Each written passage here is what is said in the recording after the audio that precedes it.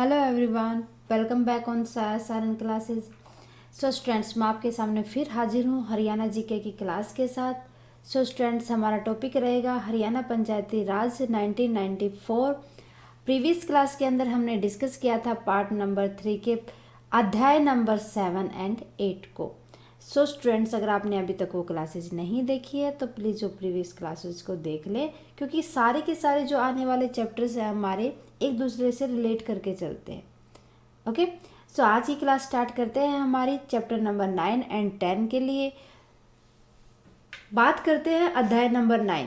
सो अध्याय नंबर 9 है हमारा पंचायत समिति के कार्य अधिकारी, मतलब कार्य अधिकारी। इसके अंदर आ जाएंगे हमारे एग्जीक्यूटिव अथॉरिटीज एंड सर्वेंट्स जो कि पंचायत समिति के अंदर काम करते हैं। भाग 3 के अध्याय नंबर 9 के अंदर हम डिस्कस करेंगे खाली 73 एंड 74 धारा को। स्टूडेंट्स, करते हैं धारा नंबर 73 को स्टार्ट। सो धारा नंबर जो 73 है वो क्या कहती है कि जो पंचायत समिति के अंदर जितनी भी एग्जीक्यूटिव पावर्स होती हैं उनका डिस्कशन धारा 73 के अंदर किया गया है कि किस पंचायत समिति के अंदर किस पर्सन्स को उसकी एग्जीक्यूटिव पावर दी जाएंगी। सो ये मेनली जाती है सीईओ के हाथ में। धारा नंबर 74 के अंदर डिस्कस किया गया है कि जितने भी चेयरमैन होते हैं और जितने भी एग्जीक्यूटिव ऑफिसर्स होते हैं उनकी एग्जीक्यूटिव पावर को थोड़ा सा और एक्सटेंड किया जाए, बढ़ाया जाए। मान लो उनके 6 साल हैं तो 7 साल बढ़ा दिए जाए, 8 साल बढ़ा दिए जाए। बात की जाए जैसे अभी कोरोना टाइम की, तो कोरोना टाइम पे इलेक्शन ना हो के उस टाइम पे उनके एग्जीक्यूटिव ऑफिसर्स के, तो उन्हीं की पावर को एक्सटेंड किया गया था। सो किसके अंदर किया गया था? धारा नंबर 74 के रूल के अकॉर्डिंग 73 के अंदर बनाए गए थे खाली उनकी एग्जीक्यूटिव पावर्स को। क्लियर है? सो ये था हमारा 9 अध्याय। अब अध्याय नंबर 10 के अंदर हम डिस्कस करेंगे धारा नंबर 75 से लेके धारा नंबर 87 तक। सो अध्याय नंबर 10 है हमारा पंचायत समिति के कार्य, कि पंचायत समिति की क्या क्या ड्यूटीज होती है और उनके पास क्या क्या पावर्स होती है। बात की जाए धारा नंबर 75 की, तो धारा नंबर 75 के अंदर खाली जो पंचायत समिति के काम होते हैं, उनके कर्तव्य होते हैं और जो उनकी रिस्पॉन्सिबिलिटीज होती है, उनकी अथॉरिटीज होती है, उन्हीं को डिस्कस किया गया है। बात की जाए अगर धारा नंबर 76 की, तो धारा नंबर 76 के अंदर कम्युनिटी को डेवलप करने के लिए अलग अलग प्रोग्राम बनाए गए थे, ताकि कि जो पंचायत, क्योंकि पंचायत समिति के अंदर जितने भी हमारे विलेजेस हैं वो सारे के सारे आते हैं। इन गांव के अंदर कुछ कम्युनिटीज़ भी होती है, उनको डेवलप करने के लिए प्रोग्राम से रिलेटेड कि उनके अंदर क्या क्या, हम कौन कौन से प्रोग्राम कौन से कम्युनिटी के लिए डालेंगे, ये सब आता है हमारा धारा नंबर 76 के अंदर। सो धारा नंबर 77 की बात की जाए तो धारा नंबर 77 के अंदर ये बताया गया है कि जो पंचायत समिति होती है और जो ग्राम पंचायत होती है उनका आपस में क्या संबंध होता है, किस तरीके से जो ग्राम पंचायत होती है वो पंचायत समिति के ऊपर डिपेंड होती है, पंचायत समिति क्या क्या रूल्स बनाती है ग्राम पंचायत के लिए। सो उनके बीच में जो रिलेशनशिप होता है वो बताया गया है धारा नंबर 77 के अंदर। ओके, सो धारा नंबर 78 के अंदर बताया गया है कि अगर कोई भी ग्राम पंचायत पंचायत समिति के ऑर्डर को फॉलो नहीं करती तो उसके ऊपर पेनल्टी लगाई जाए। अगर वो उस ग्राम पंचायत पंचायत समिति की बात नहीं मानेगी तो उसको फाइन पे करना पड़ेगा, वो बताया गया है धारा नंबर 78 के अंदर। बात की जाए धारा नंबर 79 की, तो धारा नंबर 79 ये कहते हैं कि अगर पंचायत ग्राम पंचायत पंचायत समिति के लिए कोई भी डैमेज करती है, किसी भी संपत्ति को नुकसान पहुंचाती है, तो उसको उसका कंपनसेशन भुगतान करना पड़ेगा। डैमेज इन सेंस आप देखो कि मान लो हमारे गांव के अंदर गवर्नमेंट स्कूल्स वगैरह हैं, अगर किसी ने, कोई भी, चाहे वो ग्राम का पर्सन हो, गांव का पर्सन हो या कोई भी हो, अगर वो उसको अननेसेसरी डैमेज करता है तो उसको वो पेनल्टी पे करनी पड़ती है, उसके लिए भुगतान करना पड़ता है।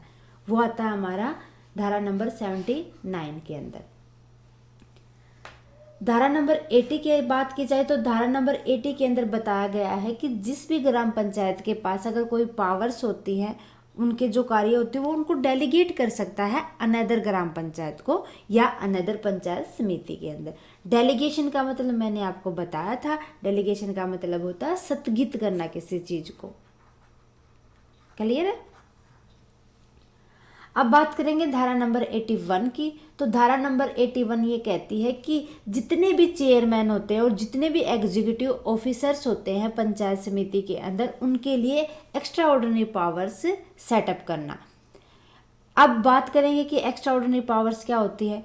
कई बार क्या होता है कि कोई भी डिसीजन ग्राम समिति के अंदर उस एग्जीक्यूटिव ऑफिसर को करंटली उसी टाइम पर लेना होता है, सो वो किसी से डिस्कस नहीं कर सकता उस टाइम पे। तो अगर वो किसी से डिस्कस नहीं करेगा तो उसके पास कुछ एक्स्ट्रा पावर होंगी जिनको वो यूज करते हुए उस टाइम पे डिसीजन ले सकेगा।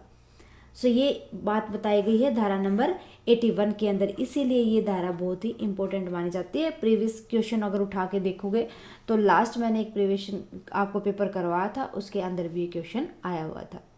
क्लियर है। सो बात करें अगर धारा नंबर 82 की, तो धारा नंबर 82 क्या कहती है। देखो धारा नंबर 80 के अंदर बताया गया था कि डेलीगेशन किनका होता था, पावर्स का। यहाँ पर डेलीगेशन किसका होगा, कमेटीज का होगा। मान लो कि एक कमेटी है, उसने अब वो इस कगार पे है कि उसके अंदर ना तो ज़्यादा मेंबर्स हैं और जो ना उसने पॉलिसीज़ वगैरह बनाई हैं, ना जो रूल्स एंड रेगुलेशन बनाए हैं वो फॉलो नहीं हो पा रहे, तो वो कमेटी क्या कर देगी, उस कमेटी को डेलीगेट किया जाएगा अनदर कमेटी के अंदर। Clear my point. ओके, बढ़े आगे। सो अब बात करेंगे धारा नंबर 83 की। धारा नंबर 83 ज़्यादा कुछ नहीं, बस इसके अंदर जितनी भी पंचायत समितियां होती हैं उनकी उप समितियां बनाई जाती हैं, मीन्स सब समितियां बनाई जाती हैं, उनके पार्ट्स बनाए जाते हैं। क्या कह सकते हैं हम कि उनके पार्ट्स बनाए जा सकते हैं। मान लो हमारे पास पंचायत समिति है तो वो अपने पार्ट्स कैसे बना लेगी, सामान्य कमेटी अलग से बना लेगी जो नॉर्मल कमेटीज आती है, जनरल कमेटीज होती हैं, या सामाजिक न्याय कमेटी जो सोशल मीन्स गाँव के हर एक पर्सन के बारे में वो अगर उनको जस्टिफाई किया जाए तो उनके लिए जस्टिस का काम की जाए, उनके लिए अलग से कमेटी बना दी जाएगी। जितने भी फाइनेंशियल रिकॉर्ड रखे जाते हैं उनके लिए वित्त लेखा कमेटी अलग से बना देगी। सो ग्राम समिति एक है, वो अपने जितने सब पार्ट्स बनाएगी, वो किसके अंदर आएंगे, धारा नंबर 83 के अंदर। Clear my point. बात करेंगे आगे धारा नंबर 84 की। धारा नंबर 84 के अंदर ज़्यादा कुछ नहीं है कि उसके अंदर खाली जितने भी कमेटीज़ हैं, जो मान लो यहाँ पर जो जनरल कमेटी बनाई थी या सामाजिक न्याय कमेटी बनाई थी या फाइनेंशियल रिकॉर्डेड कमेटी बनाई थी, उनके क्या क्या काम होंगे यही बताया गया है कि वो कौन सी कमेटी क्या काम करेगी। फंक्शंस ऑफ कमेटी वो डिस्कस किया जाएगा धारा नंबर 84 के अंदर। ओके, धारा नंबर 85 की बात की जाए तो धारा नंबर 85 के अंदर उन प्रोसीजर्स को इंक्लूड किया जाता है जो किसी भी कमेटी के स्टेबल करने के लिए, उसको सेटअप करने के टाइम पर हम फॉलो करके चलते हैं प्रोसेस को। ओके, सो बात की जाए धारा नंबर 86 की, तो धारा नंबर 86 के अंदर ग्राम पंचायत, ग्राम समिति की जितनी भी पावर्स हैं उनको डेलीगेट किया जाता है अनदर समिति को। पावर्स को डेलीगेट किया जाएगा पंचायत समिति की अनदर पंचायत समिति को। ओके, धारा नंबर 87 जो कि इस अध्याय की लास्ट धारा है, ये बताती है कि जितने भी ग्राम पंचायत समिति द्वारा ग्राम पंचायत को काम दिया गया था, मतलब कि एक पंचायत समिति ने किसको काम दिया था, ग्राम पंचायत को, अब उसके पास ये पावर होती है कि वो उन काम की देख रेख कर सके कि उन्होंने काम सही तरीके से किया या नहीं किया, काम टाइम पे हुआ या नहीं हुआ। ओके, सो ये थे हमारे अध्याय नंबर 9 एंड 10। उम्मीद है कि आपको अच्छे से समझ आया होगा स्टूडेंट्स। नेक्स्ट क्लास में हम डिस्कस करेंगे हमारे अध्याय नंबर 11 और 12 को। नेक्स्ट क्लास में हम अपने पार्ट नंबर 3 भाग नंबर 3 को कंप्लीट कर लेंगे। सो प्लीज़ वो क्लास देखना ना भूलें आप स्टूडेंट्स। आज के लिए बस इतना ही, मिलते हैं नेक्स्ट